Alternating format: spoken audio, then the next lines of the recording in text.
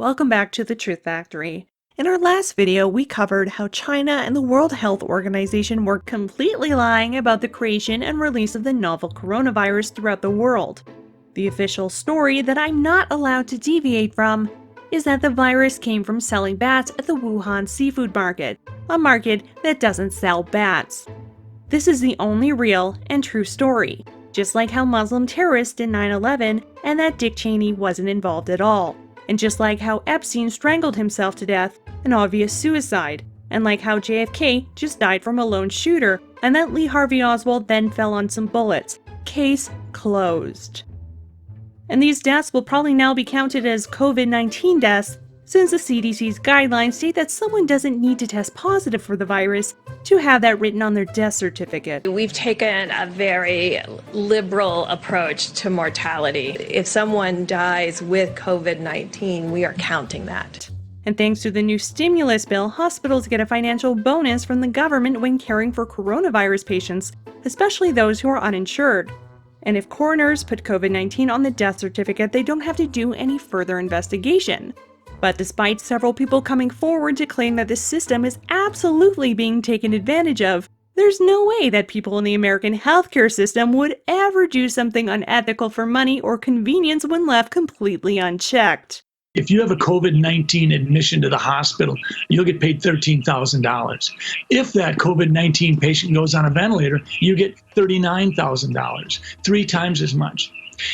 Nobody can tell me after 35 years in the world of medicine that sometimes those kinds of things impact on what we do. Oh, you died of a ruptured spleen? Looks like coronavirus to me. You're having a heart attack? More like coronavirus attack. Oh, you're having a baby? Say hello to your bouncing baby coronavirus. It's the new third gender. Don't discriminate. When the real and reported numbers disagree with the World Health Organization and Anthony Fauci's official pandemic zombie porn fan fiction, one of these two narratives will be thrown down the memory hole. We'll just have to wait and see which half of history gets deleted forever and which half everyone has always agreed with the entire time. But then we also talk about removing information that is problematic. Of course, anything that is medically unsubstantiated. So people saying like, take vitamin C, take turmeric, like those all will cure you. Those are the examples of things that would be a violation of our policy. Anything that would go against World Health Organization recommendations would be a violation of our policy. And so remove is another really important part of our policy. The World Health Organization has constantly changed its recommendations and contradicted itself over the last few months. Keeping up with the official version that they claim is the truth is like trying to decipher Joe Biden's incoherent ramblings. In either case, these big tech oligopolies retain their right to control, alt-delete anything that disagrees with the official narrative. But why shouldn't Susan Wojcicki have the ultimate power over information? She certainly didn't just get her position because her sister used to sleep with the co-founder of Google. Google it. She's clearly more qualified on this topic than these physicians who literally have over 20 years experience. So it's totally fine to delete this video of them just reading publicly available data and statistics, stating that there's only a 0.03% chance of dying from coronavirus in California. Say, do we need to still shelter in place? Our answer is emphatically no. Do we need businesses to be shut down? Emphatically, no. We're actually seeing the patients. Dr. Fauci hasn't seen a patient for 20 years. ER doctors now, my friends that I talk to say, it's interesting, when I'm writing up my death report, I'm being pressured to add COVID. Why is that? Why are we being pressured to add COVID? To maybe increase the numbers and make it look a little bit worse than it is? I think so. There are several qualified researchers who have conducted studies and have punched the numbers, with the current mortality rate sitting around 0.4, which is far lower than what was originally propagated and used as justification to shut down the entire global economy. And since we now know that many people with COVID-19 can have very mild symptoms or be completely asymptomatic, any number that you hear from any source is just a guess based on available data. However, the more testing that's done, the lower the case rate fatality or CFR seems to drop, which you would think would be a good thing. So why would the World Health Organization, Fauci, and Big Tech want to cover these findings up? Does this kind of corrupt censorship and double-talk propaganda subvert our democracy? Well, why would you want democracy when we can just obey our new technocratic overlords? It's not like it was possible to keep our economy open while simultaneously protecting the most vulnerable. Except for Sweden, that the WHO is now praising for how they handled the lockdown, even though they did the exact opposite of the WHO's recommendations, without having astronomical death or infection rates, and all without destroying their economy while building herd immunity. It's almost as though locking the entire global population in their homes while wasting trillions of dollars was a bad idea. The new data also shows that many states that use strict lockdown policies actually seem worse off than many states that didn't, ripping up the Constitution for nothing. They told us it'll be safer to isolate yourself in your house with your family and all breathe the same recirculated air, and then send one family member out a week to an overcrowded supermarket without any protective equipment. They shut down all the smaller markets so everyone has to crowd into a centralized cough circle jerk like Walmart, the McDonald's of retailers. And I guess everyone in charge of the social isolation idea forgot that it's medically well known, like evidence in multiple studies, that the flu can spread through ventilation systems of apartment buildings, especially during winter when windows are shut. So it's a real humdinger how New York, a city where almost everyone lives in an apartment building, may have been hit the hardest. But the Ministry of Truth's official rhetoric for the time being says that going to an overcrowded grocery store and wiping your filthy hands all over everything and letting people cough into your mouth is totally fine. What is really dangerous, and this is so important, you guys, seriously, is those kids playing and skateboarding outside. Children and families having fun need to be fully reprimanded to the fullest extent of the law and basically disemboweled on sight. If you actually wanted to stop the spread of disease and quarantine people, this is not how you do it. But where I live in the chilling Great White North, all unauthorized expressions of joy have been strictly prohibited this summer. If you're caught singing, cheering, or handshaking in public, you can be fined $1,000. But that's Canadian dollars, not real money. I mean, look at this. Well, why wouldn't I want to follow the directions from the Prime Minister of Canada, who back in February said that he wouldn't close down the borders because that would be racist, but then later closed down the borders anyway? Because it prevents you from breathing or speaking moistly on them. This will be the new normal until a vaccine is developed. Why was there a weird hug a Chinese person campaign in Italy on February 1st? Why not tongue kiss them and let them cough in your mouth while you're at it? You don't want to be xenophobic. But really, the only thing that would have lessened this disaster was to close off the borders immediately. Political correctness is one of the main reasons that it got this bad. Now trying to mitigate the spread of the virus at this point is like trying to plug the leak in the Titanic when it's already at the bottom of the ocean. But are scientific facts even important anymore? The WHO doesn't seem to think so.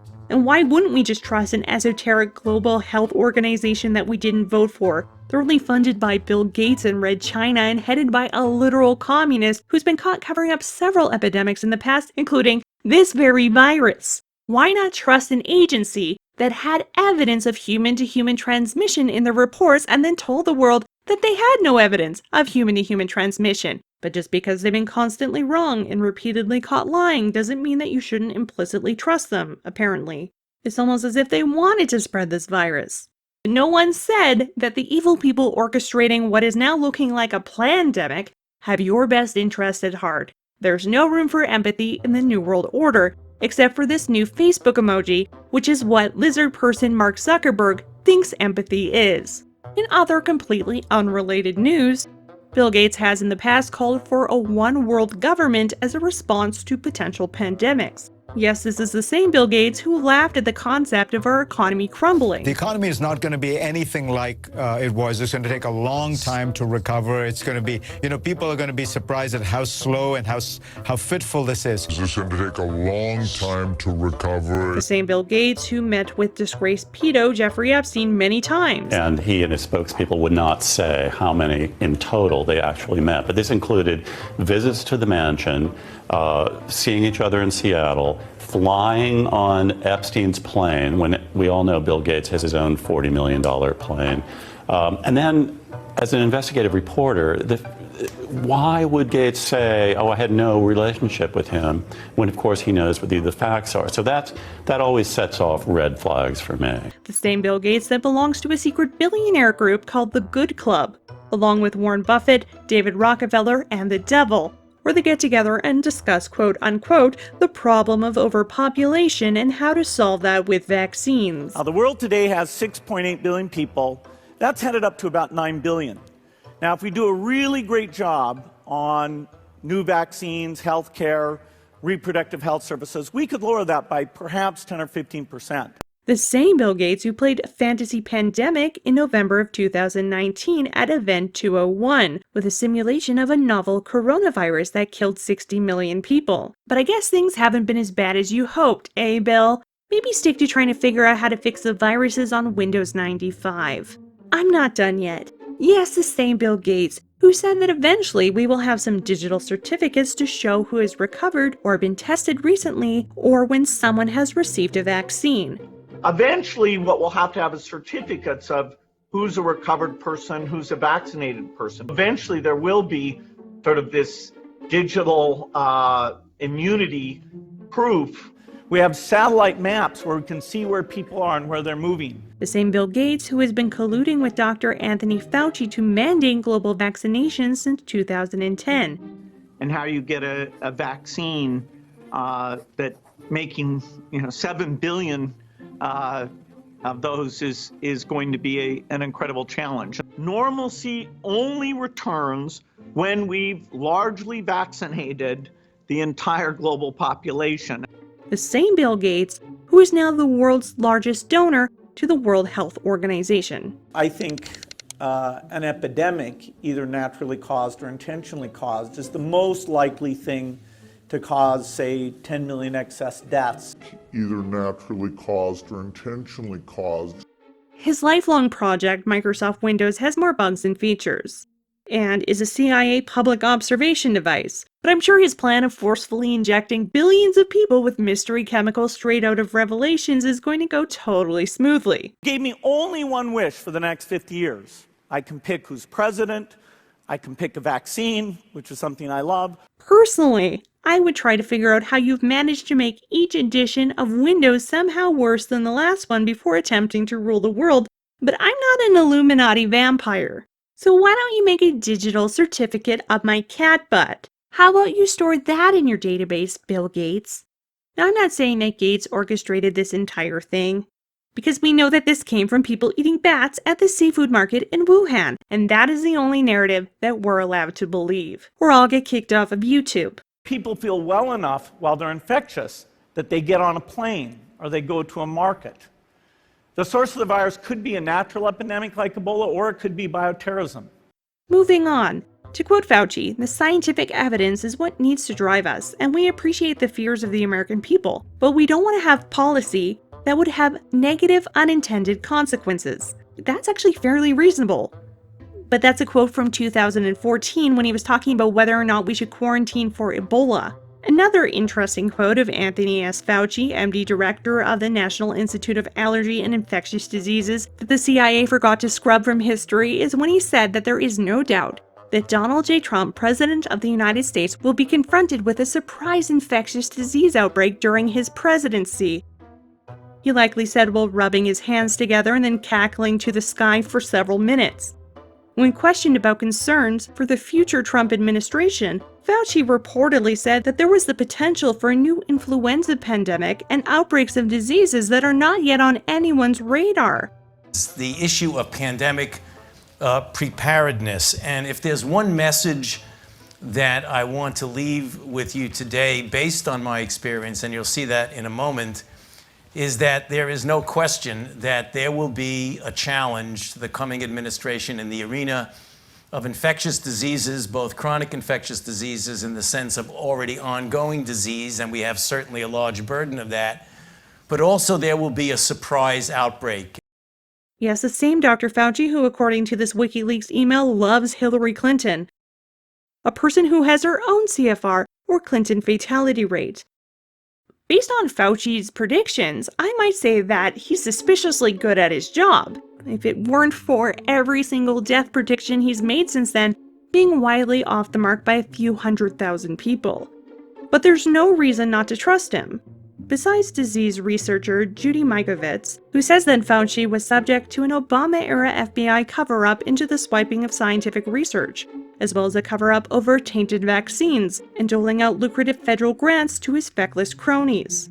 Maybe, just maybe, it's only a coincidence that Fauci's National Institute of Allergy and Infectious Diseases had shelled out a whopping $7.4 million of real non-Canadian dollars to the Wuhan Institution of Virology Lab. Of course, since the corona outbreak, the remainder of that grant has been cancelled. Such cancellations would normally only happen in the case of scientific misconduct or financial improprieties, which officially have nothing to do with COVID-19. Despite all of the evidence and leading experts saying that it was created in a lab, we must blindly trust the official narrative that this virus came from a seafood market that doesn't sell bats and is situated within walking distance of the Level 4 bioweapons lab that was receiving American grants to do research into how bats could infect humans. The seafood market was so close that the scientists from the lab probably stopped by the market on their way home from work every day to eat hedgehog and donkey sandwiches or whatever.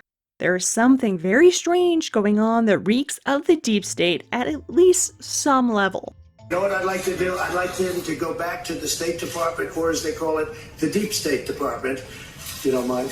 I'd like to have him go back and do his job. So does anybody have any question?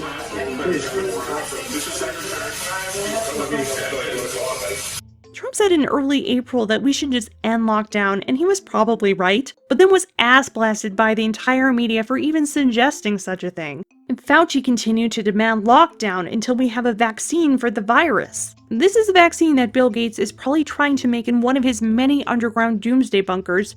Google that. Should we be wary of Bill Gates, who is funding a vaccine for a virus that was created in China through the federal funding organized by Gates' close associate Fauci and covered up by an organization, the WHO, that he financially puppets? No, says the lamestream media. Bill Gates is your friend, they say objectively, and not at all tainted by the Gates Foundation's grants to media organizations. There has never been a successful vaccine for any coronavirus because it mutates so quickly, and reports say that we're already up to at least 30 different variations of COVID-19. But even still, the US has launched Operation Warp Speed to make a COVID-19 vaccine ASAP. But why would we worry about rushing a giant, potentially government-mandated experiment using civilians as guinea pigs? The ultimate solution to a virus that might keep coming back would be a vaccine. In fact, I was on the weekly conference call with the WHO-sponsored group of all the health leaders in the world who are dealing with this. And we all came to the agreement that we may have cycling with another season. We'll be much better prepared. We likely will have interventions. But the ultimate game changer in this will be a vaccine. I'm not even anti-vax, but I am leery about having the wrong cooks in the kitchen. The fact that something is being covered up in regards to COVID-19 is about as transparent as Ruth Bader Ginsburg's skin. But there sure are a lot of strange coincidences surrounding this too, like this researcher who announced that they found a cure for COVID-19 and then was found dead in an apparent murder/suicide.